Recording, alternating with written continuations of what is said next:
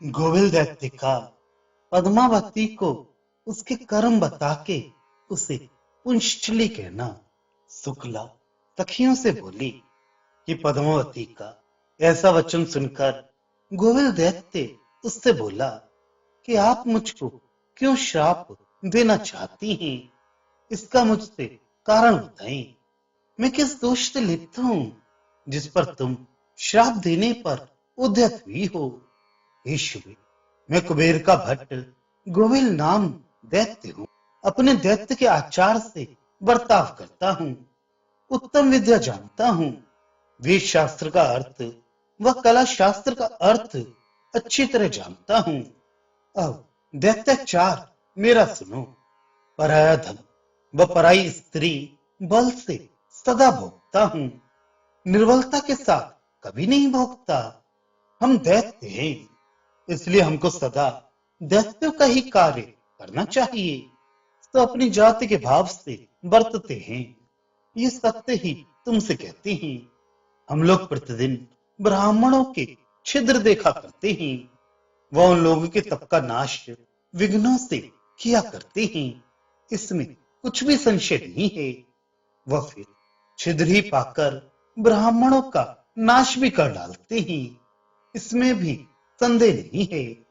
हे भद्रे, हे श्रेष्ठ मुख वाली, ब्राह्मण लोग सदा देव यज्ञ किया करते हैं। वह इससे हम यज्ञों व धर्म यज्ञ का नाश करते हैं। इसमें कुछ संदेह नहीं है। परंतु तू ब्राह्मणों को व प्रभु नारायण देव को छोड़कर अन्य ब्राह्मण व अन्य देवों का नाश करते हैं। वह जो स्त्री पतिव्रता होती अपने पति की सेवा में सदा तत्पर रहती है, इन सबों को तो हम दूर से छोड़ देते हैं। इसमें भी संशय नहीं है, क्योंकि ब्राह्मण वो महात्मा हरि का तथा पतिव्रता स्त्री का तेज दैत्य कभी सह नहीं सकते। पतिव्रता के व विष्णु के व सुंदर ब्राह्मण के भय से सब दानव व राक्षस श्रेष्ठ दूर ही से नष्ट हो जाते हैं। सो हम दानव धर्म से महितल में विचरते हैं। फिर क्यों तुम हमको श्राप देना चाहती हो? हमारा दोष तो विचारो। यह सुन पद्मावती बोली कि हमारा धर्म व सुंदर शरीर तुम्ही ने नष्ट किया। वह हम पतिव्रता व साधु हैं और पति के लिए सदा तप करती हैं। हे पाप, अपने मार्ग पर स्थित थी, परंतु तुमने माया से हमको भ्रष्ट कर दिया। इससे हे दुष्ट, तुमको हम भस्म कर डालेंगी। इसमें कुछ भी संशय नहीं है। यह सुन गोविल दैत्य बोला कि हे राजपुत्री, जो आप माने तो हम धर्म की बात कहें। वह धर्म अग्नि में नित्य हवन करने वाले ब्राह्मण का है, जो दोनों कालों में अग्नि में आहुति देता है। उस समय चाहे कोई भी कार्य लगे, पर देव मंदिर को नहीं छोड़ता। वह अग्निहोत्री होता है, जो प्रतिदिन इस प्रकार से हवन करता रहता है। हे वरान्य, अब और भृत्यों का धर्म कहते हैं। मन, कर्म व वचन से भृत्य को सदा शुद्ध रहना चाहिए। वह नित्य अपने स्वामी की आज्ञा करे। पीछे व आगे बैठे, वही भृत्य कहलाता है। हे देवी, जो ऐसा करता है वही भृत्य पुण्य भोगता है। इसमें संशय नहीं है। ये भृत्य का लक्षण तुमसे कहा। अब पुत्र का लक्षण कहते हैं। जो पुत्र शुभ ज्ञाता गुणवान होकर अपने पिता का पालन करता है, वह माता का पालन पिता से भी विशेष करता है। सो भी मनसा वाचा कर्मणा उसको दिन दिन गंगा स्नान का पुण्य मिलता है। वह जो इसके विपरीत करता है, माता पिता का पालन नहीं करता, वह महापापी होता है। इसमें कुछ भी संदेह नहीं है। अब उत्तम पातिव्रत धर्म का लक्षण कहते हैं। हे सुंदरी, उसे सुनो। वचन से, मन से व कर्म से प्रतिदिन पति की सेवा करे। वह भर्ता के प्रसन्न होने में आप प्रसन्न रहे, कोप ना करे। उसके दोष ग्रहण ना करे, ताड़ित होने पर भी संतुष्टि बनी रहे, पति के सब कामों के करने में सदैव आगे स्थित रहे। उस स्त्री को पातिव्रत में परायण कहते हैं। ऐसे ही पुत्र को चाहिए कि चाहे पिता पतित भी हो गया हो, वह बहुत से दोषों से युक्त भी हो, कोढ़ी या क्रोधी हो, पर उसको कभी त्यागे नहीं। इस प्रकार जो पुत्र पिता माता की सेवा करते हैं, वे सर्वोपरि श्री विष्णु भगवान के परम पद को चाहते हैं। वह इसी प्रकार भृत्य लोग जो अपने स्वामी की सेवा करते हैं, वे भी स्वामी के प्रसाद से पति के लोक को चाहते हैं। वह जो ब्राह्मण कभी अग्निहोत्र करना नहीं छोड़ता, वह ब्रह्मलोक को चाहता है। वह जो अग्नि त्यागी विप्र है, वह शूद्री का पति कहलाता है। वह स्वामी को जो भृत्य त्यागता है, वह स्वामी द्रोही होता है। इसमें कुछ भी संशय नहीं है। इससे अग्नि पिता व स्वामी इनको कभी ना छोड़े। हे शुभे, ब्राह्मण अग्नि को, पुत्र पिता को, भृत्य स्वामी को कभी ना छोड़े। ये हम सत्य सत्य कहते हैं। वह जो कोई इनको छोड़ते हैं, वे नरक को जाते हैं। ऐसे ही जाति भ्रष्ट रोगी, विकल, कुष्ठ रोग युक्त, सब कर्मों से हीन व द्रव्यहीन व पति का त्याग स्त्री कभी ना करे। जो अपना कल्याण चाहती हो, वह जो स्त्री अपने पति के विपरीत कार्य करने की इच्छा करती है, वह पुंसचली नारी के समान होती है। वह तब धर्म कर्म से बाहर समझी जाती है। वह जो स्त्री पति के विदेश आदि जाने पर भोग व श्रृंगार करती है, वह बहुत चंदन आदि सुगंधित वस्तु धारण करती है, वह भी पुंसचली कहलाती है। ऐसे वेद शास्त्रों से संस्कार किए हुए धर्म हम जानते हैं। अब जिस हेतु से दानव, राक्षस व प्रेतों को जो आदि से ब्रह्मा ने बनाया है, तुमसे कहते हैं, इसमें संदेह नहीं है। जितने ब्राह्मण, दानव, पिशाच, राक्षस हैं, वे सब धर्म के अर्थ कहे गए हैं और उन्हें पढ़ा भी है। सब सबके धर्म जानते हैं, परंतु दानव धर्म नहीं करते।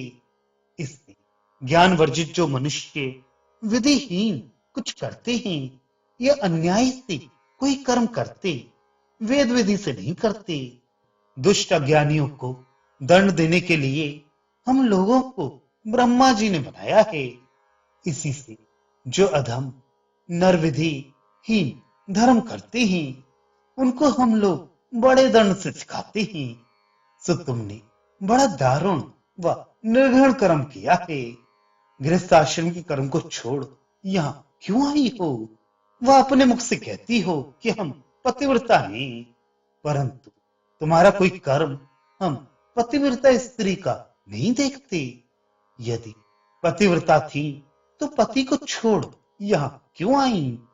फिर पति तो उतनी दूर पर बैठा है। तुम श्रृंगार भूषण व वेश किसके लिए बनाए हो? हे पापी, ये श्रृंगार किस लिए व किसके देखने के लिए किया है, ये हमसे कहो तो। भला पतिव्रता स्त्री निशंक होकर कौन पर्वत व वन में घूमेगी?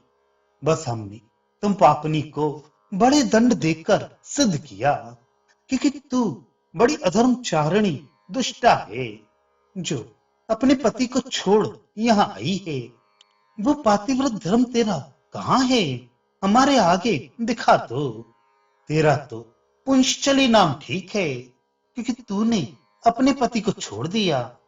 क्योंकि जब स्त्री अपने पति की शैया पुरुष से अलग रही, वही पुंसचली कहलाती है। तो अलग शैया को कौन कहे? तू अपने पति से 100 योजन अलग चली आई है। अब तेरा पातिव्रत धर्म कहाँ रहा? हाँ, पुंसचली का धर्म तो ठीक ठीक तुझ में दिखाई देता है। हे निर्लज्जे, हे निर्घृणे दुष्टे, क्या हमारे सम्मुख अपने को पतिव्रता बतलाती है? तब का भाव फिर कहाँ है वह तेज बल, कहाँ है जो कुछ बलवीर पराक्रम हो हमको अभी दिखा देखें तो कि वो कैसा है। यह सुन पद्मावती बोली, यह असुराधम सुन, हमारे पिता स्नेह से पति गृह से अपने यहाँ लाया है, इसमें कौन पाप हुआ? न लोभ से, न काम से, न मोह से, न मत्सर से हम पति को छोड़ यहाँ आई हैं। हाँ, अब हमारे पति के रूप के बल से तुझ दुराचारी ने हमें छला है। तुझको पति जान तुम्हारे सम्मुख हम गई, पर हे दानवाधम, जैसे ही तुझको हमने माया भी जाना, तुझसे अलग हो गई। अब एक ही हुंकार से तुझको भस्म करती हैं। गोविल दैत्य बोला कि सुनो, नेत्रहीन मनुष्य नहीं देखते, फिर धर्म नेत्रों से रहित तुम हमको कैसे जानती हो? सुनो, जब तुम्हारा भाव पिता के गृह में रहने को हुआ, तब तुमने पति का भाव त्याग दिया। इससे तुम्हारा ध्यान पातिव्रत धर्म से अलग हो गया। वह ज्ञान से तुम तभी नष्ट हो गई, वह तुम्हारा हृदय फूट गया। तुम फिर ज्ञान नेत्रों से रहित होकर कैसे हमको जानती हो? किसकी माता, किसका पिता, किसके स्वजन बांधव? तब स्थानों में स्त्री के लिए एक पति ही श्रेष्ठतर है, इसमें संशय नहीं है। ऐसा कह दानवों में अधम गोविल हंसकर बोला कि हे पुंशचली, तुम्हारा हमको कुछ भी भय नहीं है। तुम्हारे श्राप से हमारा क्या होगा, जो तुम हमको देखकर ही कांपती हो? हमारे घर में चलकर मनोवांछित भोगों को भोगो। ये सुनकर पद्मावती बोली कि हे पाप समाचार निर्घृण, क्या बकता है? हम अब भी पातिव्रत में परायण सती के भाव से ही स्थित हैं। जो ऐसा कहेगा तो हे महापाप, अभी तेरा वध करूंगी। जब पद्मावती ने ऐसा कहा तो वह एकांत में पृथ्वी पर बैठ गया। वह बड़े दुख से युक्त उस पद्मावती से बोला कि शुभे, तुम्हारे पेट के भीतर जो हमने अपना बीज स्थापित किया है, उससे तीनों लोकों को क्षोभ करने वाला पुत्र उत्पन्न होगा। ऐसा कह गोविल दानव तो वहां से चला गया।